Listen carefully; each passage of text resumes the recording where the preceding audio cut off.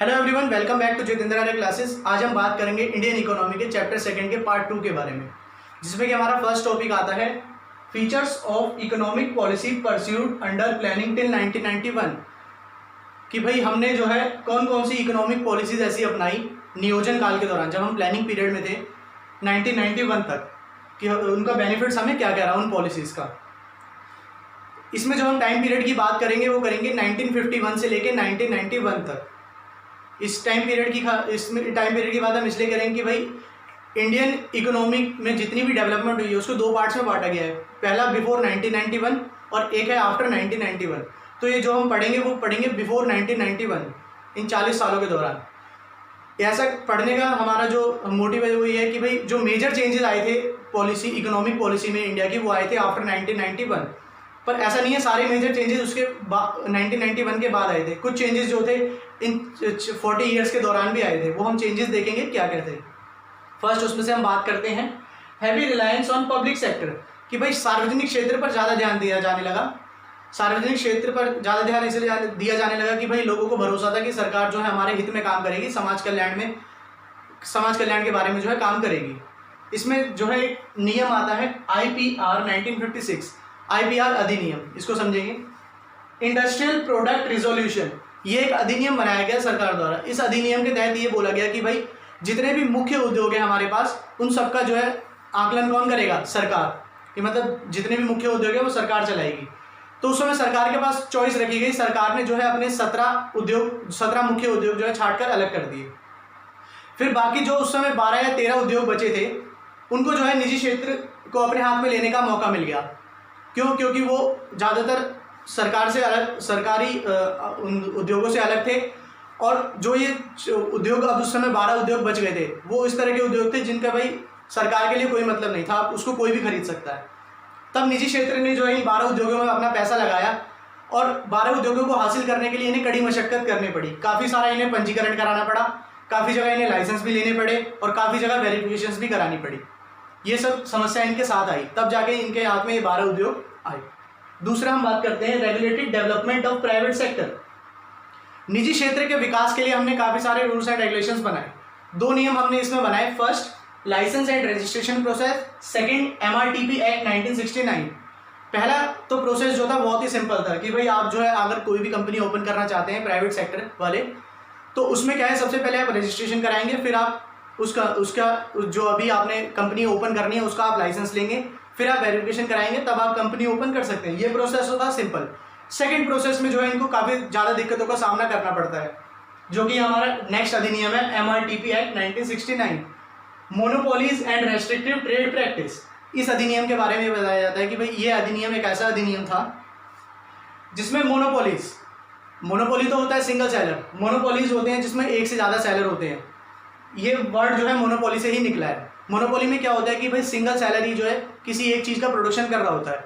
अब इस एक्ट में ये बोला गया कि भाई जो मोनोपोलीज है, मोनोपोली में जो सिंगल सेलर किसी एक चीज़ का प्रोडक्शन कर रहा है, वो अकेले प्रोडक्शन ना करके थोड़ा थोड़ा हिस्सा जो है सबको बांट देगा।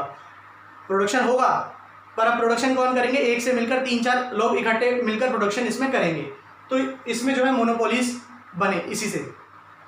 एंड रेस्ट्रिक्टिव ट्रेड प्रैक्टिस, और जो है जो भी प्राइवेट सेक्टर वाले ट्रेड करते थे ऑल ओवर इंडिया या ऑल ओवर वर्ल्ड, इन पे जो है कुछ रेस्ट्रिक्शन सेट कर दी गई कि भाई अगर आप इन रेस्ट्रिक्शंस के अलावा कोई ट्रेड करते पकड़े गए, या आपने जो है इनका रूल्स एंड रेगुलेशंस को फॉलो नहीं किया, तो आप पे स्ट्रिक्ट एक्शन लिया जाएगा। ऐसा इसलिए किया गया कि भाई रेस्ट्रिक्शन लगाने का एक मतलब ये भी था कि भाई जो ये निजी क्षेत्र वाले होते हैं, ये प्रॉफिट कमाने के लिए भी किसी भी हद तक जा सकते हैं। इनको जो है सोशल वेलफेयर से कोई मतलब नहीं है, इनका मेन एम है प्रॉफिट मैक्सिमाइजेशन। तो इसलिए इन पे रेस्ट्रिक्शन लगानी थोड़ी ज़रूरत पड़ी। Third, protection of small scale industries and large scale industries. अब गवर्नमेंट ने क्या किया भाई, प्रोटेक्शन किया स्मॉल स्केल इंडस्ट्रीज का। जितने भी हमारे छोटे उद्योग थे उन सबका गवर्नमेंट ने जो है प्रोटेक्शन किया, और लार्ज स्केल इंडस्ट्रीज के ऊपर कुछ रूल्स एंड रेगुलेशंस बनाए। देखते हैं, लार्ज स्केल इंडस्ट्रीज को जो है MRTP एक्ट 1969 के अंदर जो है सीमित कर दिया गया कि भाई जितनी भी जो हमारे लार्ज स्केल उद्योग है, मतलब जितने ही बड़े बड़े उद्योग हैं, उनको जो है MRTP एक्ट 1969 के अधिनियम के तहत सीमित कर दिया गया कि भाई आप जो है इस अधिनियम के तहत काम करेंगे। अगर आप इस अधिनियम से बाहर जाएंगे तो आप पे एक्शन हो सकता है। सेकेंड, स्मॉल स्केल इंडस्ट्रीज, जो कि हमारे छोटे उद्योग थे, सरकार ने इसकी तरफ जो है ज़्यादा ध्यान दिया। अब सरकार ने कुछ चीज़ों को जो है फिक्स कर दिया कि भाई इन चीज़ों का प्रोडक्शन केवल छोटे उद्योग ही करेंगे, और ऐसा करने के बाद जो है सरकार ने इनकी एक और मदद की कि भाई इनके लिए जो है काफ़ी सारे समितियों का गठन किया, जैसे कि हैंडलूम बोर्ड, इसमें सारा जो है हैंडलूम वर्क होगा।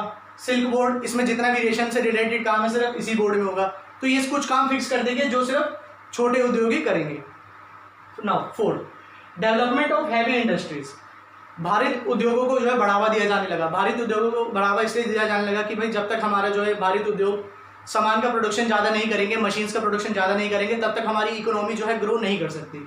इसमें जो है बेसिकली हैवी इंडस्ट्रीज कौन कौन सी आती हैं, जैसे कि इलेक्ट्रिकल इंडस्ट्रीज हो गई, जनरेटर इंडस्ट्रीज हो गई, आयरन एंड स्टील इंडस्ट्रीज हो गई, ये सब इंडस्ट्रीज जो है बड़ी बड़ी आती है। इनमें क्या है, गवर्नमेंट ने इन पे इस तरह से ध्यान दिया कि भाई जैसे मान लो वहाँ पे 50 मशीनें लगी हैं तो 50 और लगा दी, मशीनों की संख्या जो है डबल कर दी, जिससे कि जो है प्रोडक्शन एकदम से इंक्रीज कर गया। तो डेवलपमेंट इन्होंने किया। और आपने काफ़ी सारी बड़ी बड़ी कंपनीज का नाम सुन रखा होगा, Tata iron and steel corporation, Bharat heavy electricals limited, steel authority of India limited, ये सब जो है एग्जाम्पल्स हैं हैवी इंडस्ट्रीज के, हम लिख सकते हैं इसमें। Fifth, focus on saving and investment. हमने जो है ज़्यादातर ध्यान दिया बचत और निवेश पे, कि भाई लोगों को उजागर किया गया कि अगर आप बचत करते हैं तो आपको जो है हाई रेट ऑफ इंटरेस्ट, मतलब when we save we get high rate of interest. अब पहले क्या होता था कि भाई लोग जो है बचत तो करते थे, पर बचत किस प्रकार करते थे, वो अपना पैसा किसी को ना देके घर के नीचे ज़मीन वगैरह में दबा दिया करते थे और कहीं ना कहीं छुपा दिया करते थे। पर जब कुछ समय बाद सरकार ने जो है बैंकिंग प्रक्रिया शुरू की, अब जब लोगों को बताना शुरू किया कि भाई अगर आप पैसा जो अपना पैसा है सरकार के पास जो है जमा कराएंगे तो सरकार उसके बदले में आपको जो है ब्याज दिया करेगी जितना भी आपका अमाउंट आपने जमा कराया है। तो लोग जो है उजागर होने लगे, लोगों ने काफ़ी भारी मात्रा में जो अपनी बचत कर रखी थी वो कुछ अमाउंट में बैंकों में जमा करानी शुरू करी। सेकंड, इन्वेस्टमेंट, निवेश।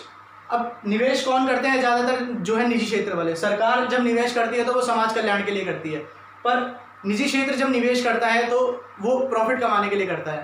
पर इसमें होता क्या है, कैपिटल गेन्स एंड सब्सिडीज। जैसे कि एक एग्जांपल के द्वारा हम समझते हैं, मान लीजिए एक उद्योग ने जो है, एक निजी क्षेत्र के उद्योग ने ग्रामीण क्षेत्र में जो है एक उद्योग लगाया। जब सरकार ने देखा कि भाई एक निजी क्षेत्र वाले ने वहाँ पे उद्योग लगाया है ग्रामीण क्षेत्र में, जिससे कि वहाँ पे रोजगार उत्पन्न होगा, तो सरकार अब निजी क्षेत्र की हेल्प इस तरीके से करती है, या तो भाई उन्हें सस्ते दाम पे जो है ज़मीन प्रोवाइड करा दे, या इनका जो है पानी, जितना भी इनको पानी की ज़रूरत है पानी दें, और या जितनी भी इनकी इलेक्ट्रिसिटी है, मतलब कुछ चीज़ें इनके लिए फ्री कर दिया करते थे। जैसे मान लो इलेक्ट्रिसिटी इनके लिए फ्री कर दी, वाटर इनके लिए फ्री कर दिया, कोई इनका बिल वगैरह नहीं आएगा। ये सब चीज़ें जो है सरकार अपनी तरफ से दे दिया करती थी। अगर इन्हें कुछ ऐसा लगता था कि भाई जो प्राइवेट सेक्टर है वो थोड़ा सा मोटिव के लिए, प्राइवेट सेक्टर जो है लोगों के हित के लिए काम कर रहा है। अब आप इसको नोट करेंगे।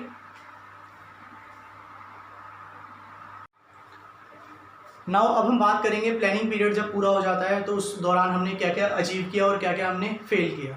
फर्स्ट ऑफ ऑल अचीवमेंट्स में फर्स्ट पॉइंट जो हमारा है, इंक्रीज इन नेशनल इनकम, कि भाई राष्ट्रीय आय में बढ़ोतरी। राष्ट्रीय आय वह आय, सबसे पहले हम मतलब देखेंगे कि भाई राष्ट्रीय आय क्या होती है।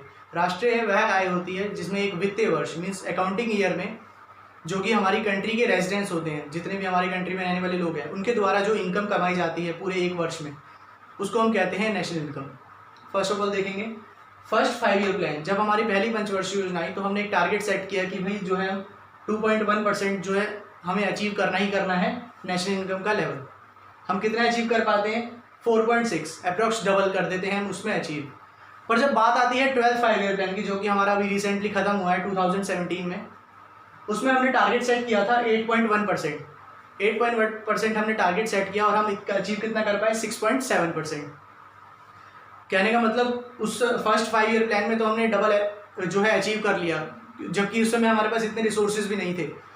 जब बात आती है कि भाई जब हम 12th 5 ईयर प्लान में आ जाते हैं तो हमारे पास रिसोर्सेज वगैरह की कोई कमी नहीं होती, फिर भी हम जो है उस लेवल को जो है अचीव नहीं कर पाते हैं, फिर उससे भी हम जो है लगभग 1.5% पीछे रह जाते हैं। Second point, increase in per capita income, प्रति व्यक्ति आय में बढ़ोतरी।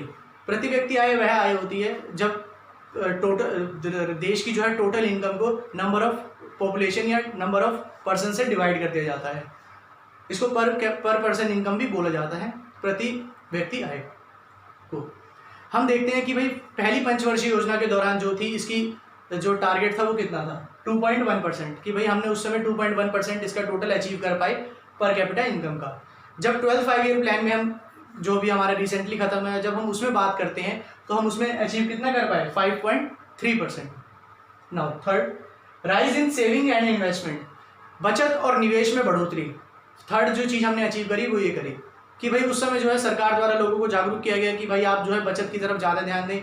बचत जो है आप बैंक में करेंगे तो बैंक आपको जो है ब्याज देगी, और साथ ही साथ जो है निवेश में जो है बताया गया कि अगर जो निजी क्षेत्र है, मतलब जो प्राइवेट सेक्टर है, अगर कोई कहते हैं कंपनी वगैरह लगाना चाहता है रूरल एरियाज़ में डेवलपमेंट का काम करने के लिए, वो भी without social welfare, without economy को हार्म किए बिना, तो वो भी कर सकता है। उसके बदले में गवर्नमेंट ने सब्सिडीज़ वगैरह प्रोवाइड करा दी थी प्राइवेट सेक्टर को। तो फर्स्ट 5 ईयर प्लान में देखते हैं कि भाई हमारी सेविंग और इन्वेस्टमेंट जो है कितनी थी। फर्स्ट 5 ईयर प्लान में जो हमारी सेविंग्स थी वो थी भाई 9.5%, कि भाई उस समय जो है लोग ज़्यादा जागरूक नहीं थे, पर धीरे धीरे जो है लोग जागरूक होने लगे। और जो हमारी इन्वेस्टमेंट थी, जो हमारा निवेश था, वो था 9.3%। नाउ अब हम बात करते हैं जब हम 12 5 ईयर प्लान में जब हम कदम रखते हैं, जो भी हमारी पंचवर्षीय योजना खत्म हुई है 2017 में, उसमें हम कितनी बचत और निवेश को बढ़ा पाए। हम जो बचत का अचीव किया टारगेट वो किया 31.3%, और इन्वेस्टमेंट का जो था वो था 33.3%। कहने का मतलब हम लोगों को सही तरीके से जागरूक कर पाए, जिससे कि सेविंग्स और इन्वेस्टमेंट जो है थ्री टाइम्स जो है इंक्रीज हो गए। Now fourth, institutional and technical change in agriculture, कृषि के क्षेत्र में पढ़ाई के साथ साथ जो है टेक्निकल चेंज भी हम लेके आए। पहले हमने क्या, अब हम जैसे कि जानते हैं कि कृषि हमारा जो है प्राथमिक सोर्स था उस समय एग्रीकल्चर का कमाने का, सॉरी। तो जब हमने क्या है लोगों को उस समय जो है कृषि के लिए काफ़ी सारे इंस्टीट्यूशंस बनाए गए, कि मतलब कृषि के लिए काफ़ी सारे विद्यालय खोले गए और काफ़ी सारे जो है कोर्स बनाए गए, जिसमें कि लोगों को ये पता लगे, लोगों को ये सिखाया जाने लगा कि भाई अगर आप कृषि के क्षेत्र में आगे बढ़ना चाहते हैं तो सबसे पहले आप इन बातों का ध्यान रखना होगा। और लोगों को ये सिखाया जाने लगा कि भाई मिट्टी की जांच कैसे की जाती है, और अगर हमें किसी मिट्टी पे फसल उगानी है तो हम सबसे पहले क्या क्या चीज़ें देखेंगे। तो लोगों को मतलब कृषि के प्रति पढ़ाई सिखाई जाने लगी। और साथ ही साथ टेक्निकल चेंजेस, कि भाई उन्हें टेक्नोलॉजी के लिए भी पढ़ाया जाने लगा। टेक्नोलॉजी उन्हें बताएगी कि भाई अगर आपको इस फसल को उगाना है तो आपको कटिंग के लिए इसमें ये मशीन्स की ज़रूरत है, आपको 1 हेक्टेयर में प्रोडक्शन अगर बढ़ाना है तो ये आपको चीज़ें चाहिए, ये सब इन्होंने बताया। तो इसका बेस्ट एग्जांपल हमारे पास टेक्निकल रिवॉल्यूशन का है, ग्रीन रेवोल्यूशन, हरित क्रांति, जिसमें कि सरकार ने बहुत ही हमारी हेल्प की थी। HYV सीड्स लाकर और सस्ते दामों पर मशीन्स वगैरह किसानों को जो है प्रोवाइड कराई थी। ये तो थी भाई बात हमारे अचीवमेंट्स की। अब हम देखते हैं कि हमने जो है फेलियर्स जो थे हमारे क्या क्या थे प्लानिंग के। फर्स्ट, एब्जेक्ट पॉवर्टी, कि भाई निर्धनता का स्तर जो है अधीन रहा, बिल्कुल बढ़ता चला गया निर्धनता का स्तर। 2 कारण थे उसके। पहला, उस समय जो है हमारे देश की लगभग 21.9%, क्या आपने कह सकते हो 22% आबादी अप्रॉक्स बिलो पॉवर्टी लाइन थी, मतलब गरीबी रेखा से नीचे थी। उन लोगों की स्थिति ऐसी थी कि ना तो वो भी खा सकते थे कि एक टाइम का खाना भी, और ना उनका कोई कार्ड वगैरह बना हुआ था, ना सरकार उन पर बिल्कुल ध्यान दे रही थी।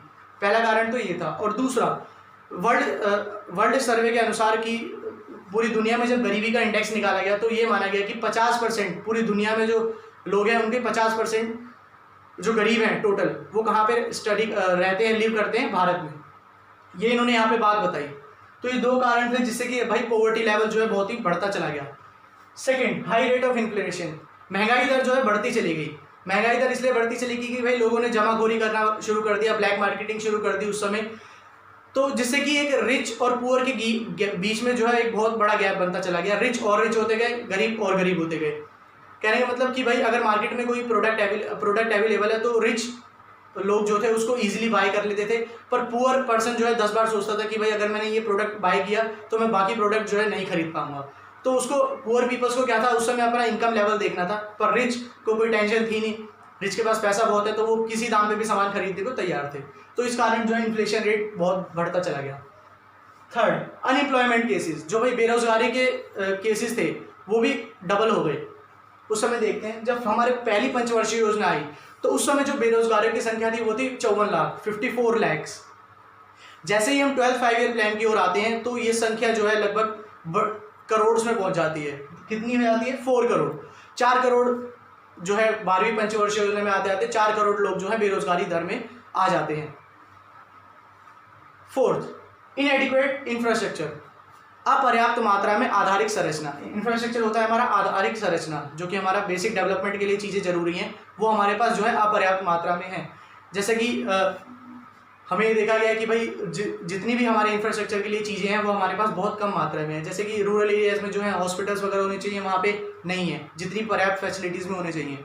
स्कूल्स होने चाहिए, वहाँ स्कूल्स भी इतने अवेलेबल नहीं है। और इधर जो है उनको लोन्स वगैरह प्रोवाइड कराने के लिए बैंक होने चाहिए, वो बैंक भी पर्याप्त मात्रा में नहीं है। ऐसे ही हम सिटीज़ की साइड आते हैं तो सिटीज़ की साइड जो है हमें देखने को मिलता है कि भाई फैसिलिटीज़ सब है, जबकि दूसरे एरियाज़ में जो है कंडीशन बहुत ज़्यादा ख़राब है। तो ये कुछ जो हमारे फेलियर्स थे प्लानिंग के टाइम हुए। यहाँ पे जो है आपका चैप्टर 2 समाप्त होता है। आई होप ये वीडियो आपको पसंद आया होगा।